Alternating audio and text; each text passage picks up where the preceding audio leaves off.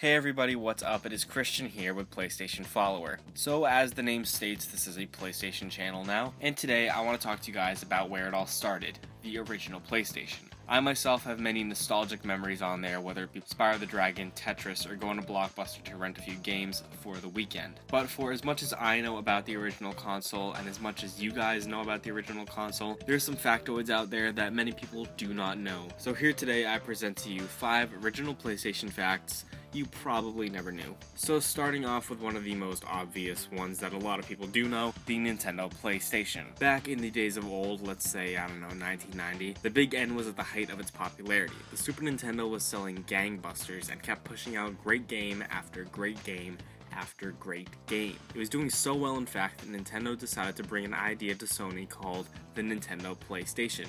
A gap there. The idea they pitched is that the hardware would be developed as a CD drive to connect to the Super Famicom, Super Nintendo in America. Nintendo ended up losing this game of chicken towards the end goal of championing CD-based games media, and what resulted is Sony coming out on their own to produce the shiny gray baby, the PlayStation. Number 4, we're gonna need a bigger CD case. So this is something I didn't even know until I was looking into information for this list. In its lifespan, 2,418 titles were released on the PlayStation 1, with the final being FIFA Soccer 2005, which was released in 2004. That's really crazy to think of when you consider the console launched in 1996. Say what you want about them sweeping Vita under the rug or PSP Go, but Sony supported the PlayStation 1 way longer than they needed to. Number 3, the black disc measuring contest. You know how the underneath of the CDs were an awesome pitch black color that held all the mysteries of whichever game you were about to dive into? Well, yeah, it didn't do anything.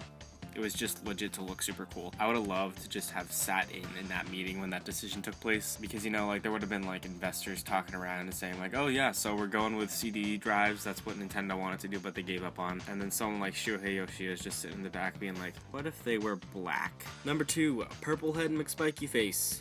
Like any reasonable crazy man about to jump into the pool, mostly monopolized by a company with a character more recognizable than Mickey Mouse, you need to put your creative minds together to form the PlayStation's iconic mascot, and that is this purple version of Andross. Meet Polygon Man, because I'm sure you've never met him before. This floating decapitated cyber head was used heavily in the pre-launch marketing for the PlayStation, standing in as its mascot. This guy was a forgettable tech demo that would later go on to be replaced by the most 90s characters in video gaming history. I get that you want to be distinct from Nintendo, but really? You want some punk Polygon looking tech demo that probably spends his free time selling teens pirating movies behind the Hot Topic?